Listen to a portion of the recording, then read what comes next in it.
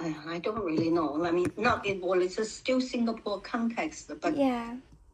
I think maybe what you can do is to establish a corpus of shaming language, A shaming corpus. Yeah. schools. Yeah. Yeah. So that's one aspect. So your study would have two elements. One is create this corpus of shaming language, how they use the discourse and strategies, how family members use it based on Singapore context. Yeah. Yeah. Yeah. And then you can do a specific discourse analysis. Yeah. Looking at how they evoke different emotions. So this is much broader, bigger, and broader as well. I don't know. I mean, this is just what I'm thinking. I've been thinking. I'm so fully on board with you. Thank you so much for sharing that. Just this morning, before we had a conversation, I thought also that my weakness for my proposal right now is its applicability to more global reach. And I did think we are talking about family. Actually, that is a really strong point of global understanding of family, right? Because every context has a family. And I was thinking we can strengthen that point because I was just reading a quote by Mencius recently about how family is the cornerstone of a nation and how with good family comes like a good nation, and how so a lot of Asian context actually has a focus on family and family conversations, and when that is harmonious, they think that the broader country at large is doing well. And I wondered whether I can strengthen in on that point about how family is an important part to every country because of its special focus on how that will bring up broader implications on the country. Like individual families has an implication on the family, on the country, sorry. Yes, on the nation, or broader context, I think that could be something that you work on, strengthen the proposal. The other one is I'm still thinking, to establish a corpus. A corpus, for sure. Yeah. I don't know if it's something you because if you're a technology person, you probably know it's much, better. We used to have this child. It's a very old database on languages used in the families, how people, interact. And then it's a database that all researchers say you pay certain money, you can access it. Yeah. So, and look at the language used and changes, what children use or parents use. And I think this could be really, really powerful if you can develop such a corpus. Yeah. About people to see that different languages involved and different patterns people use it. So it's a much more like, people can use it as a data benchmark to compare with other contexts and use it. And so it's much more broader. Right. And of course, it's also a very big project. Yes. I don't know. I mean, this is just coming through my mind recently. I think, how can you make your proposal a little bit more strong? Yeah. And more meaningful. Let's say meaningful, not only for Singaporeans, but also for people everyone outside who deals with language and in families, right? Right. Yes, that's so right. When you were saying building a corpus, are you thinking about building a corpus in different languages as well? Well, because in Singaporean context, you involve different languages, right? Correct. There's Malay, there's Chinese, and there's Tamil. Basic. I don't know. I mean, if you are thinking about only for you're only working on Chinese families, of course, then it's it's also very, very rich. You have Teochew, you have, I don't know, all the languages in Singapore, That's true. even only for Chinese. Just even the Chinese has a lot to dig into. You're right about that. Yeah. However, my generation onwards are not so able to produce it. So I wonder if that also affects like family, like and the communication within. Because my friends are now having kids, and most of them are more bilingual than multilingual in that they're more intentional about building the English and Chinese repertoire at home. So like 普通话, but not so much on like maybe Cantonese like or dialects, Teochew. So there so is you that. are losing it, right? Yeah. So, Singapore. Correct. So we are losing. actually heading that way in terms of the language planning at home. Whereas I think if we want to talk about applicability, it might also be exciting to look at Malays and Indians as well, I think. Okay.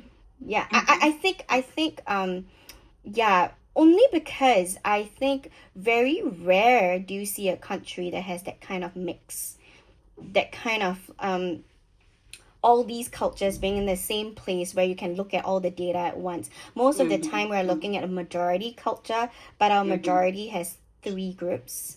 So I think that could also be something unique about Singapore that can bring about an interesting database. If we're talking about building a corpus, then I think then our applicability is a lot more broad in that it does not restrict itself to a Chinese only society.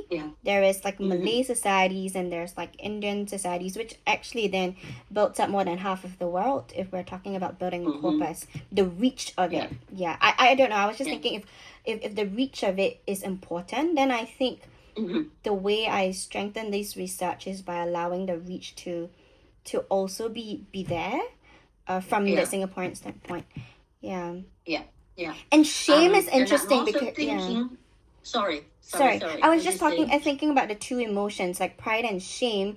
I was just doing a quick look on the literature in Malay and in Indian and in Chinese. All these 3 cultures has a shame, strong shame presence.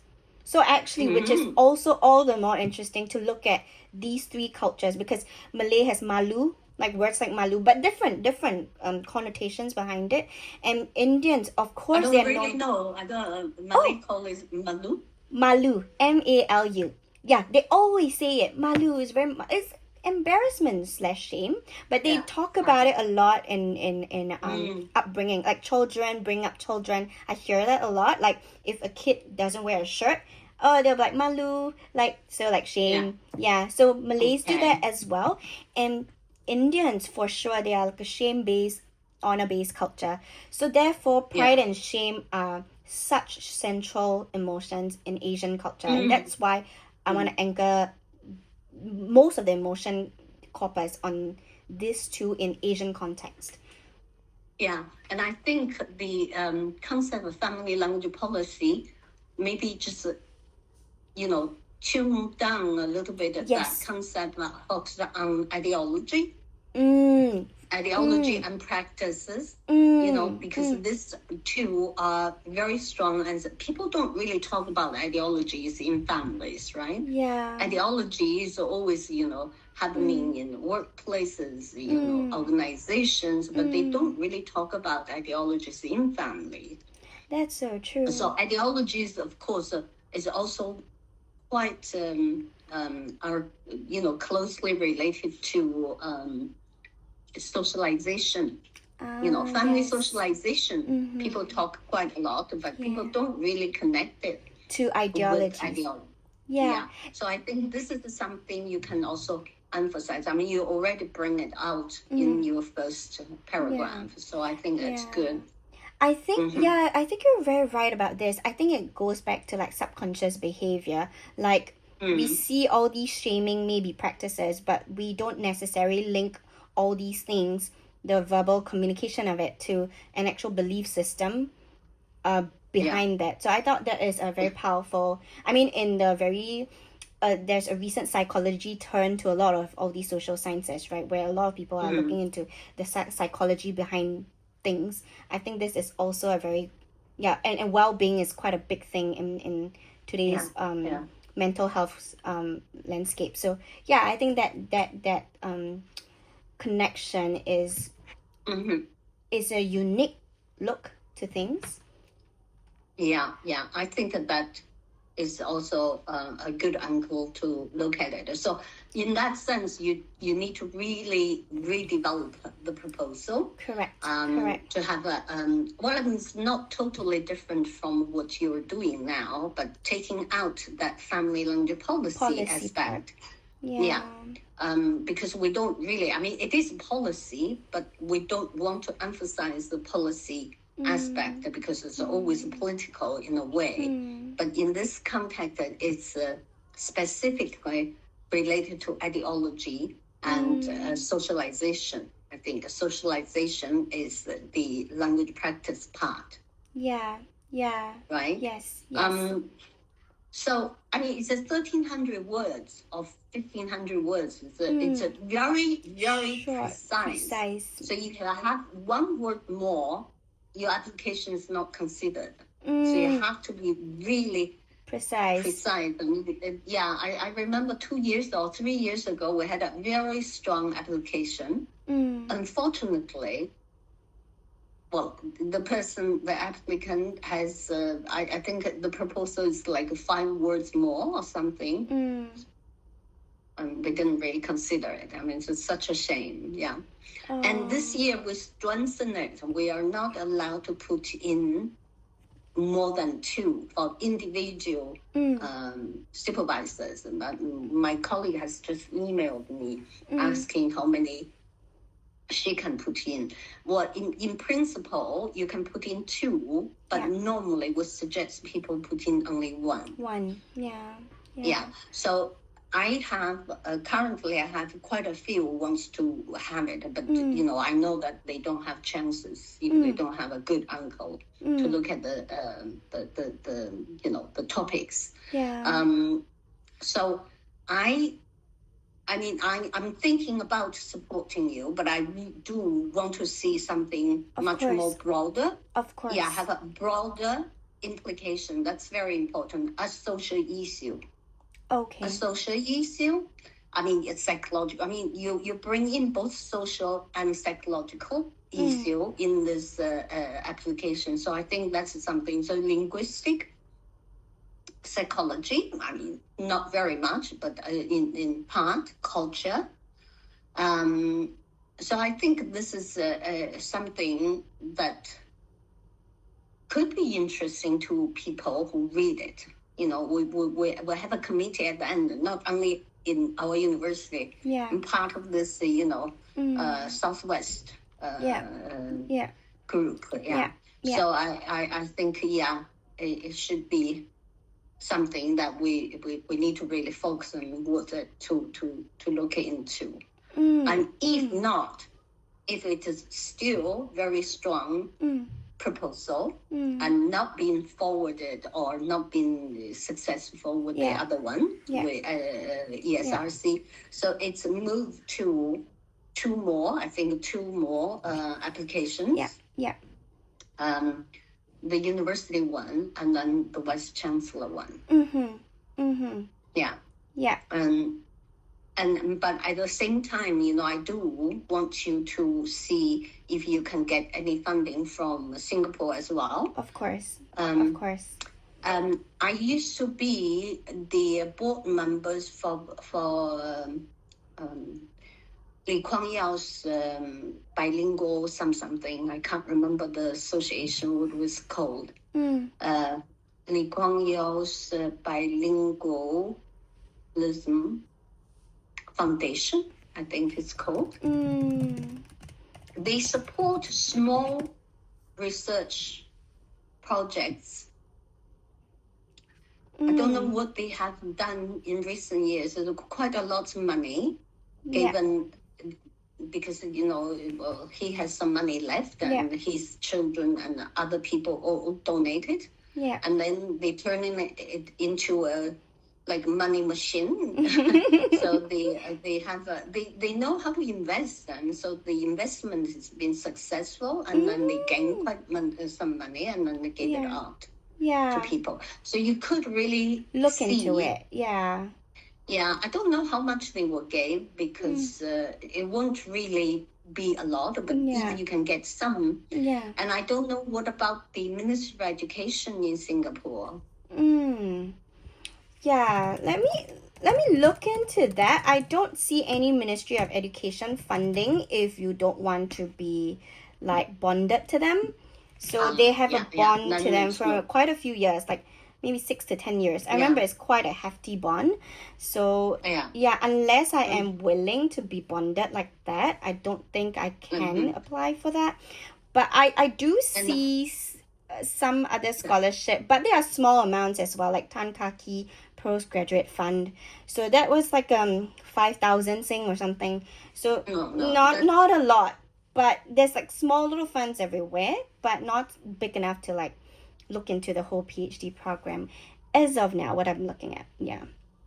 Yeah. Well, the university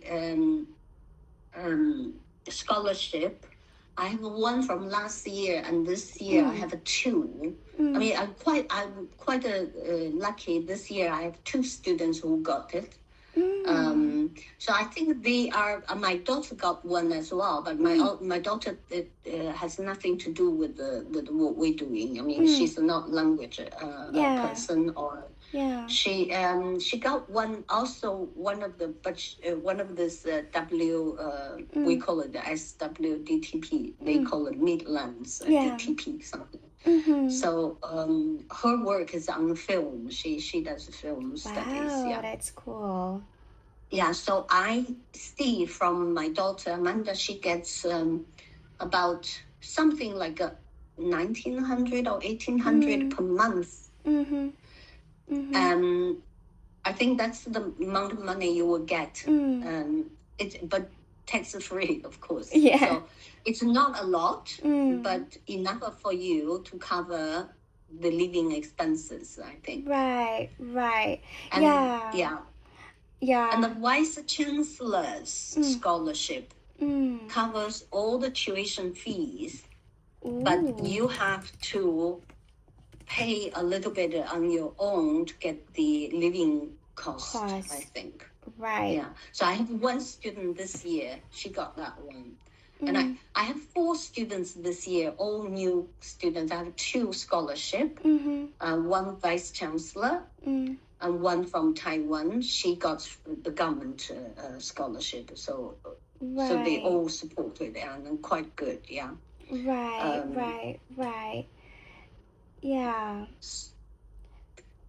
I know. I mean, this is something, of course, every student is concerned about. For sure. Yeah, but I think what was very helpful was when you shared about the proposal in that we changed the direction to having it more corpus-like. But I was just wondering, this corpus is. Is it better to think about it in terms of an open corpus instead of a paid one? Because you were saying the previous family corpus was paid, right?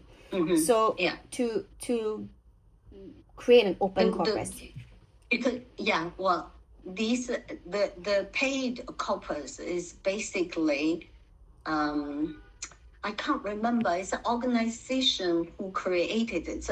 It's not only one set. Because lots of researchers are doing research in different, family contexts. So they all contribute. Yeah. They all contribute. So the database is growing. It's called CHILD, CHILD. I don't know if it is still working. So that's huge. But I think, you can do an open data corpus because that's what people really encouraging nowadays people to do. So I read a thesis. I only finished reading it yesterday. I'm examining for Australian Sydney University, and the student also did sort of a study, created this corpus. database, but it's very poor, very, very poor. And she has no idea how to analyze them. So she doesn't know how to analyze them, and she used weird theory.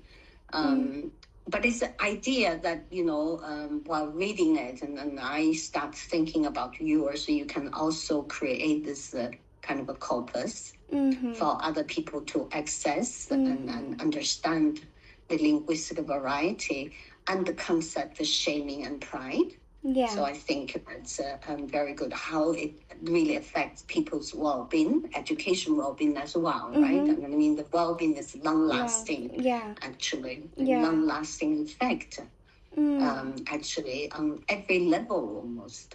Yeah. So I thought that was really interesting. I haven't really figured out how you're going to do it, but I mean, you can read a little bit more and think about it. Yeah. And we still have time because the deadline is I can't remember what was. I saw it. The Southwest, right? Southwest Doctoral Training Partnership.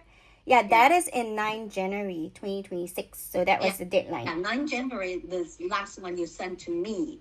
Last one you sent, it's best that you send in by end of December.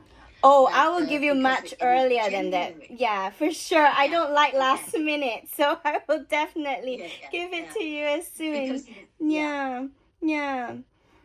We will be very, very busy, and it's just so intensive. Once all the applications in, and we start. I mean, I have to choose people. This year we have new people coming on board.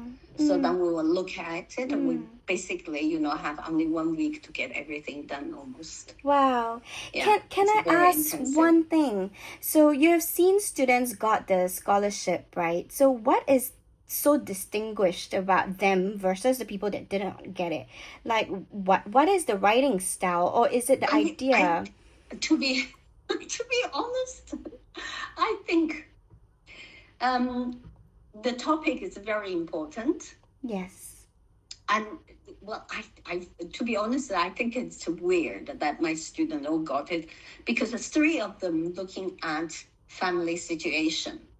Okay, they're all related to family, language policy in one way or another. One focuses on adolescents and seeing how they contribute to family language practices. Yeah.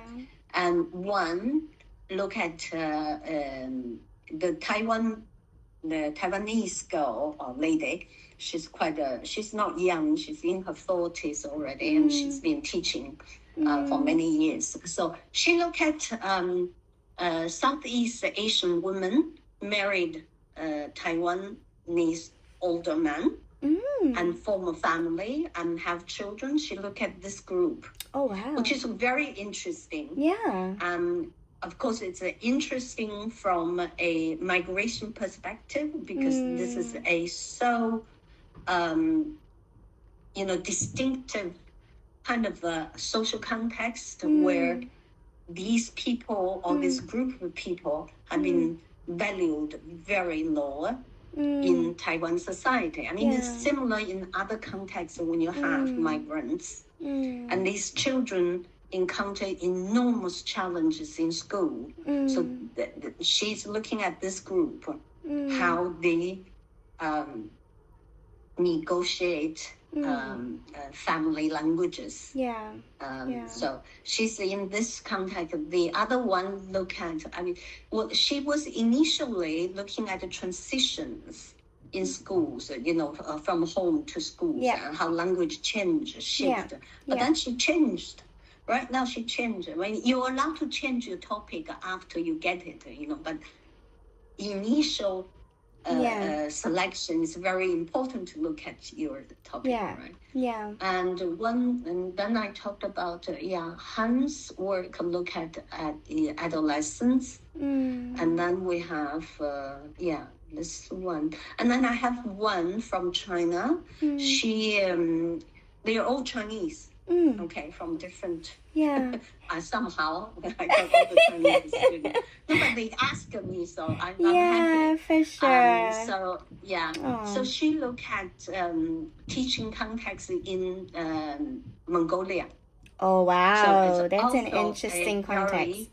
very, teacher education in Mongolia context. How Mongolian teacher and Han teacher. Do you understand Han? Yes. You are also Han, Yes, right? I'm Han, yeah. So Mongolian ethnic teachers and Han teachers, how they value the situation and treating the students and teaching differently. I mean, it's like a social, still has a very strong social sociology aspect about status, Right. ethnicity. So that's why it's her topic. I mean, she also got a scholarship. Yeah. Yeah, now that you're saying this, my mind is working again. So, do you think, two questions, I need to be more specific about the age group that I'm looking at, like children, adolescents, adults, number one. And number two, is it more important that I have a social justice end goal to it? Because if that is, I was also thinking I have access or I know of families who are in rental flats in Singapore. So that is also a very new, I don't know. So who are these? What do you mean rental? I don't know, HDB. So they are HDB, but they are also one of the groups of people that are not given a lot of attention in Singapore. They are the rental flat population, meaning they get a fund. As in, Singapore government gives them houses to rent at a much cheaper rate. Their median income is below average. So Singapore is known as a really rich nation, but actually there's a lot of families that fall through the cracks, and they are called the rental families, the rental flat families, where they don't have money to buy a flat, so they can only rent a flat from the government for a fixed amount. So that'd be interesting. I don't know about it. Yeah, so there is, and I have been in regular contact with them because I regularly go to these families. But I do also see a different way of talking, if I might say, because their ability to speak in English now is a bit different sometimes. Singlish is the main medium of speech. I don't know about intentionality about family ideologies or anything. I think it's about a little bit more survival, to be honest. Okay. So there is that. But I also have access to families that are from high income because of church. So I have that range. If that is something that's interesting I think to that compare, would be really interesting. because I have really you bring in this socioeconomic status of families. Yeah. So and how if you. I don't know if you're familiar with Bernstein's Basil Bernstein's sociology work. So he looked at that, but that's very controversial because he said poor. He did all his work in England, of course, and look at working class and middle class families. He has this result that working class. Yeah. Children have a different input from families. Yeah. So you can bring that in, check him, because his work is very interesting. And if it is related to sociology, and people quite like him in England because he's a big name, right? Yeah. And his theory does really make sense.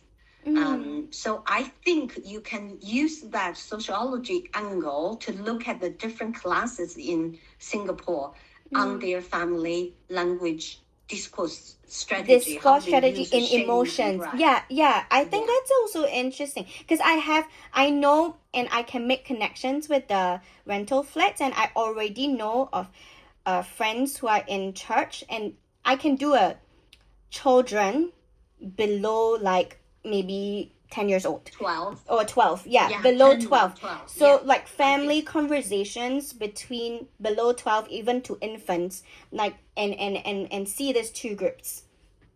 I think that is also possible, to have a social economic understanding of it. Yes, so bring this social inclusion and all that diversity into it. I think that will catch the attention. Mentioning class in England. I mean, that's the thing. I mean, we know. Before I moved to England, I had never realized that this country focuses so much on class. And the kind of class, I mean, I lived in many, many countries. I've never really seen it like here. Oh, yeah. Wow. So your accent, I mean, nowadays they can't really judge our accent because we are migrant and we're immigrants, so we have a different accent. Of course. It's so difficult for them to judge. No. So it's the rules of judging people's accent has lessened. But if you are native, so-called native Brits, they're still trying to get where you live, where you're from, where your accent's, where your accent's from. Yeah, so, like whether you're from the Midlands, whether you're from London, or like, where north or south, right? Like they try to bring an imagery to mind when they speak to you. Yeah. So quite, for some people, it's a very, very kind of, fascinating. It's really affect them so much. Yeah. I wonder, wait, maybe they would find this intriguing because they think Singapore is quite homogenous, but they didn't realize maybe that there are such differences also within such a And what you need to stress in your proposal is that Singapore is recognized as one of the wealthiest country.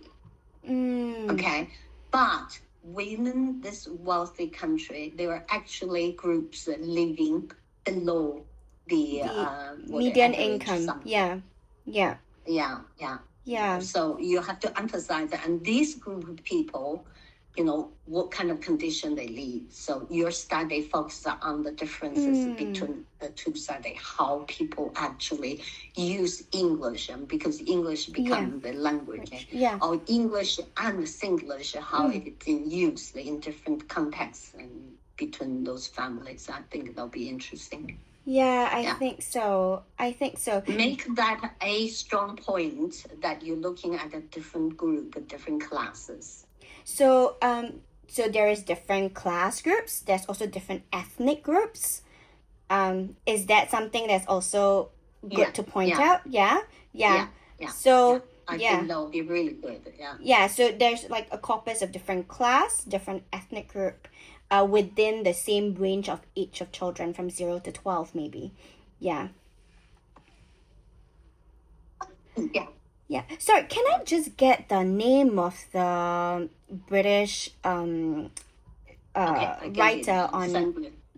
Yeah. I'll send to you in the chat. Thank you so much. So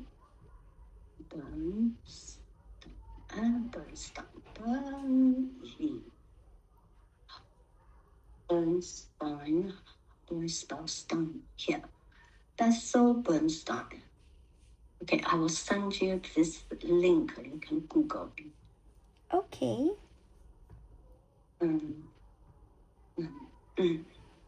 I put him in the chat.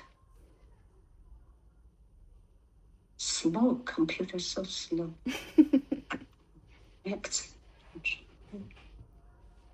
Huh? How come it doesn't? Wait just a second.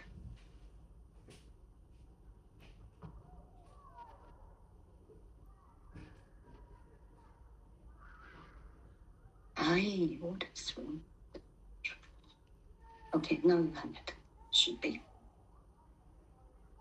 Yes, I saw it. That's Bernstein.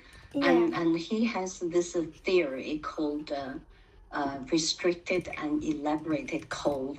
Even though you use it, you have to be critical, because lots of people are saying that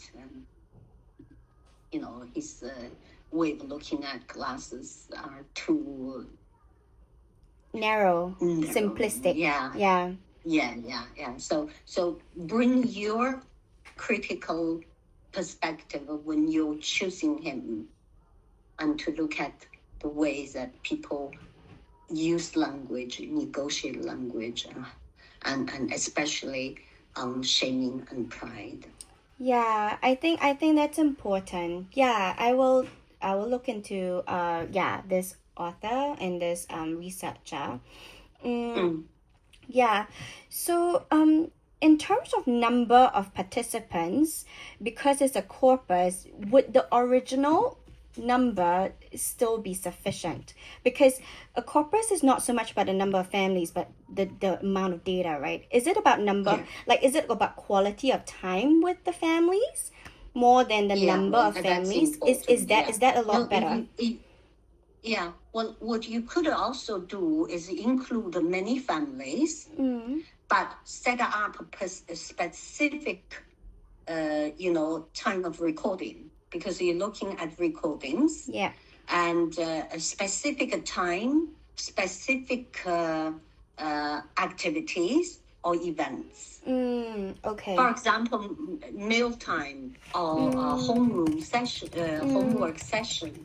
Yeah. I have done something looking at homework sessions, and I look at the data. It's fascinating, I can but imagine. I didn't really have a systematic, because while I was in Singapore, it's people don't really like you to walk into their families, and especially you need to really have a long-term relationship. Yeah, which is why I thought church would be so helpful, because the relationship has been built. They are usually my friends, so all I need to do is go in. And for the rental flats, I have already had some relationships, so I don't find it that difficult. And I think it's important that we say that we're looking at it in English, because now that I think about it, if I want to do a comparison, then it cannot, if it's in a different language that I don't understand, I need an interpreter there physically. Yeah, you do need. Yeah, like a Malay informant, or so maybe if we just focus on English, and how that is also, to be honest, quite translatable in the world, because English is the common language of the world now. Yeah. But I mean, even if involve, even if it involves other languages, I mean, you have a Google translator, it would be easy. But to transcribe them, probably it's difficult. But nowadays, if you use any devices, I mean, those modern devices, it's quite easy. There's an conversation AI. will automatically transcribed.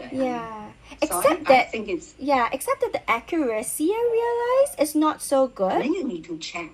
So I do need to check. Yeah. But how many hours of data do you think we're looking at in terms of a corpus? That's difficult to say. Yeah, because I think the devil's in the details, right? Because I think that's some details that might also be helpful in the application. Yeah, I don't think you need too much details, because the details change. You need to include and saying roughly, families, how many families. But I'm thinking there are two ways of doing it. One way is to follow a few families for a longer period, and the other one is to do across families and communities, ethnic groups, in a short period. You don't need to follow them for a long period, but you collect data on specific timeline. For example, you say you focus on each family with the 3 events. One is for mealtime, one is a homework session, one is on something else. Okay, each family, you collect as many as possible, looking at how they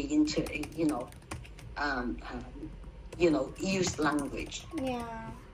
And even like they playtime. In the States, this is a... lots of psychologists use this. They call the families in, and then gave them a toy to play, and see how families interact. But this is too fake. I don't like that, kind of laboratory.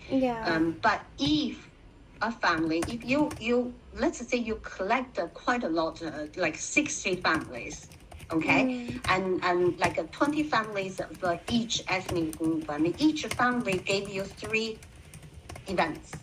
Yeah. Let's say toy playing session, share book reading session, and then a mealtime, breakfast or lunch or dinner time session, and that's enough. One family had, this could last from 10 minutes, 5 minutes to 20 minutes, right? Yeah. So you collect lots of them, and then you have really a big database to look at this. I'm saying 20 family, it doesn't need to be 20 family, but just saying, then you have a large, there's a breadth of data. Corpus. Yeah. So you decide and to see mealtime is breakfast or should be dinner or snack time. It depends on how many family members are involved, because when you have younger children, it's all different, right? It's all different. And also, I realized that it won't maybe necessarily just be the families. Just looking at the upper middle income, they have helpers. So helpers come into the place, because I think the rental flats might not have helpers, but the upper income group, they typically have helpers. Yes, they all have helpers, but helpers, and they are different, right? Helpers and children are very, very different. So you don't really observe the interactions between parents and children. Yeah. But I was wondering, and I also think the helpers would not really use language like shaming. No. Can they? No, right? No, actually they do. I'll tell your mother if you do this again. So isn't that shame? I heard this kind of phrase before. Yeah. So it's invoking shame, right? Like you did something wrong. But I don't tell you did something wrong. I say it in an authoritative fashion so that you figure out you did something wrong. And you answer to someone else, not me. Yeah. Yeah. That's also interesting. Yeah. Well, I leave that call to you, whether you want to do many families, but 3 point of data collection to see the language use. When my daughters were young, I think breakfast was the most meaningful time for me, but before they went to school. So I normally, I was working, that was when I was in Canada. I always brought them, especially the younger one, to my workplace. Well, I did my work at McGill University. So I brought her to the canteen. We always had breakfast in the canteen. Yeah. And while we're having breakfast, we talk. And I also taught them reading Chinese, with flashcard. That was the meaningful time. And before I sent her to daycare, which is, of course, on campus. That's why we have this breakfast time. But not all families would do that. You're right about that. So some families maybe spend more time for lunch or snack time when children come back from school. So you can see that as well. Or dinner time when the entire family are, present. And so they speak all different language, different styles, and so on and so forth. Eh? And the other thing is we call it shared reading time. Shared reading. Bedtime stories. Yeah, I forgot about that, yeah. Bedtime stories. And it's also called shared reading in so-called, educational term. Bedtime story actually is quite revealing. I wonder if these, less privileged families, they do it, because not all families do it in Singapore, right?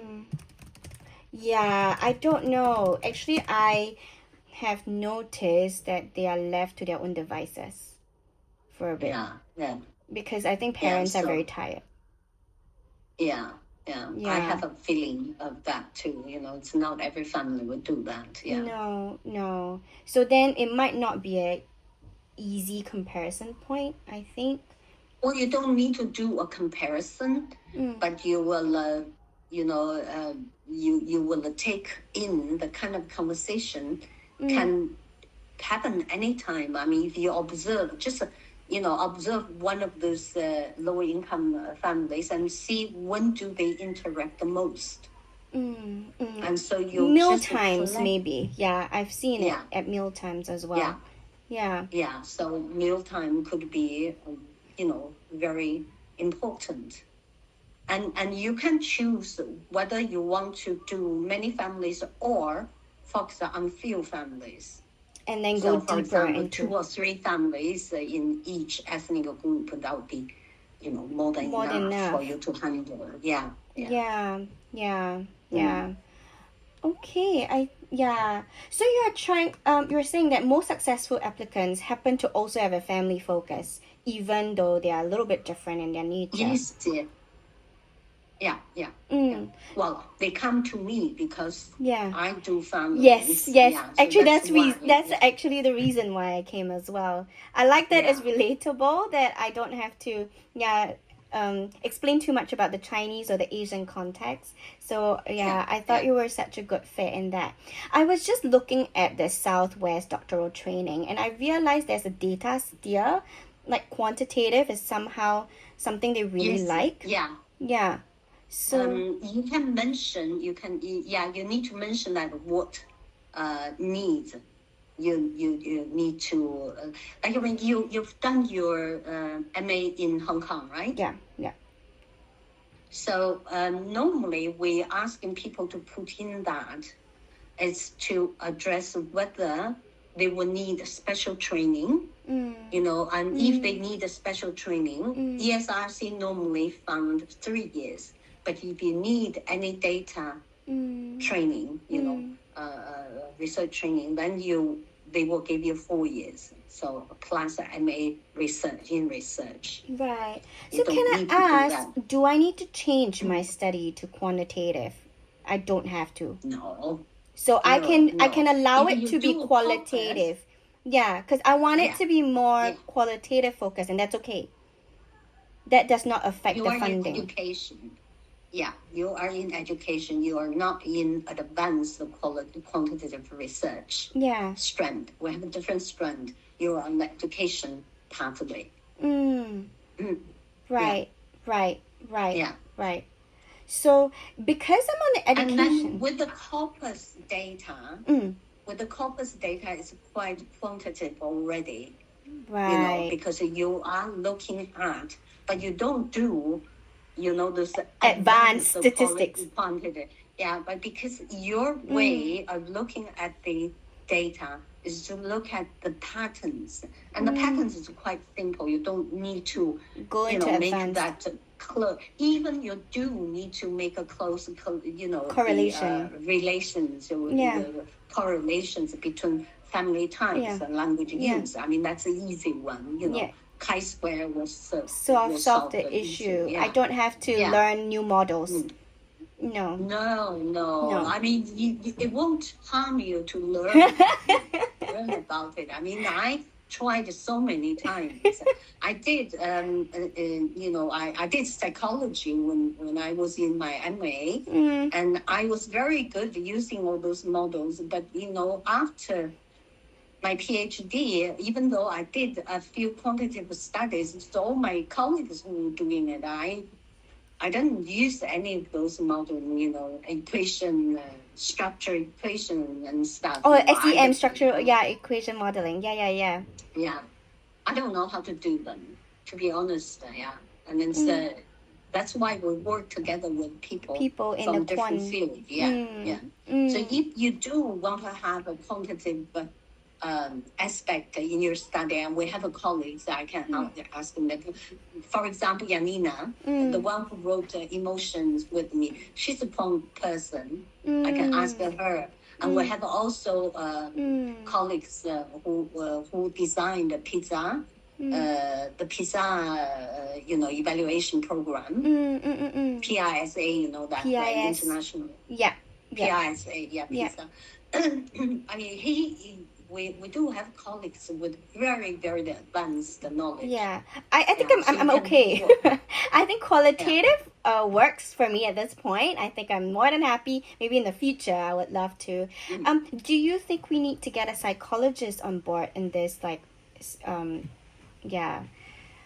Maybe, because I think it might once be you come in, once you come in, and then we will select the second supervisor. And we do have a psychology department, so we can, in our faculty, and I do have a few colleagues over there, so we can look into it. Yeah, because I thought if we're going to work on emotions so intensely, then someone from the psychology department could give me a few words or a few of their own personal thoughts. Yeah. Yeah. Okay, I think that would be for later, because now I want to focus on the scholarship application. I also read that before the scholarship application, I need to be accepted into the university. So once you have written your proposal, and you have to upload it through the system, that's when I need to do a formal interview with you. Right. So if we change the proposal now, I mean, as we talked, then send it to me. I have a look. And then if I say, okay, I think this is strong enough at this stage, and then you will upload it online. Okay. And then maybe I can find someone from psychology to interview you. But normally we don't ask a second supervisor to do the interview. Right.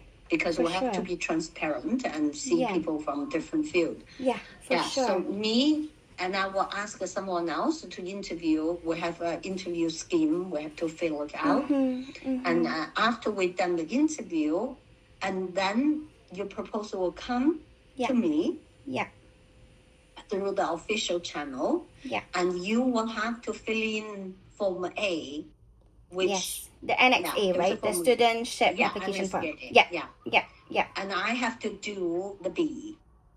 And there's the response part. That I have to write a strong statement. And meantime, you also need to find a good referees, and ask them to write very strong ones, so I can incorporate this in my supporting statement. Sure. Can I ask, for these two references, it's the best to get the academic references, right? Yeah, that would be the best. Okay, think about someone from Hong Kong U. My master's. Yes, Yeah. Sure. I have already talked to one so far. Yeah, from Hong Kong U, and I was thinking of another professor from my NTU days. Someone who taught me in one of the modules before. So like 2 people. Yeah. So yeah. Yeah. So that's a good breadth of it. Yeah. And let me say, what's her name? Bichin? Bichin? Bichin, yeah. Do you know her? She was my supervisor. Could you ask her to write? No. I can speak to her. In fact, we're about to publish a paper together. So... yeah, that would be great. Yeah. It should come out next year, 2026 at the start, if nothing goes wrong with publication. Yeah. And also mention this in your application that, I don't know where you're going to write. You can cite yourself if you want to.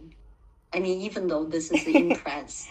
Yeah. Okay, sure. No, but in my statement, I can write this. Because if you publish with Bichin, Bichin knows me well, Oh, that's great.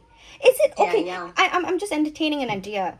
Can she be a second or third supervisor, because she knows the Singapore context very well? Yeah. She can. We can invite her. I don't really know at the moment, but she Yeah. can definitely be. We can discuss this. We can discuss this. Yeah, because she's very aware that I'm speaking to professors right now. Yeah, and she said, she shared with me some things that she thinks I should be thinking about in my research. So I think getting her on board might not be a bad idea at all. No, not at all. Not at all. Yeah. Yeah. I know her not super well, but I mean, we were colleagues, even though we didn't really work in the same department. But you know her. Same. Yeah. Mention her. Mention me when you talk to her and say you're planning to come over. Yeah. Okay, maybe I will speak to B then about this. Yeah. That would be very good, actually. That would be very good. Okay, for sure. Because I just had a conversation with her 2 weeks ago. Yeah, so I think... Is she retiring soon? I don't know, actually. I last spoke to her. She said she was on a break for a bit, but she's coming back to NTU. Yeah, she had some eye problem, I remember. Yeah, I forgot what she was taking a break for, but she did say that she took a break for a bit, and then... The last I heard 2 weeks ago, she said she's going to be back in NTU. So I think she's going to be back, but for how long, I'm not sure. Yeah. Okay. But that's fine. Yeah, I know her, over the years, We just never really worked so closely together. Yeah. But I know her work, and I think she knows my work as well. Yeah, I really enjoy working with her a lot. Yeah. Yeah, and her comments about my thoughts will also be helpful. But corpus, you know why I thought about her? Because she built a corpus before. An emotion corpus, but not in the way that I'm talking about now. I've never seen a corpus from her. Like, she built some emotion corpus in general, but not in social class. Not in the differing social class way. So this might be the first. Okay, that's great. Yeah. That's great. That's wonderful. Okay. Florence, I have to go. Of course. Thank you so much for taking time. Yeah. No. It's wonderful talking to you, and I really hope you can come to Bath. I mean, it's a beautiful place. I can imagine. Oh no. No, it's raining. I look at window now. It's raining. I'm so sorry about that. I heard that's very UK fashion. It's beautiful. Yeah, it's a very, very beautiful place. Yeah. Okay. I will work on the proposal and then send it to you, and you please feel free to be as critical as you want to be. I would love to give my best shot. Don't worry about it. Yeah, I will do that. Yeah. All right. Thank you so much, Professor Xiao Lan. Can I just ask, what do you prefer, being called Professor Xiao Lan or just Xiao Lan, or like how? Yeah. Call me Xiao Lan. It's fine. It's fine. Okay. Yeah, I will get away with the professor. Then. Thank you so much, Xiao Lan. Nice speaking to you. Have a good day ahead. You too. Thank you. Okay. Bye-bye. Bye.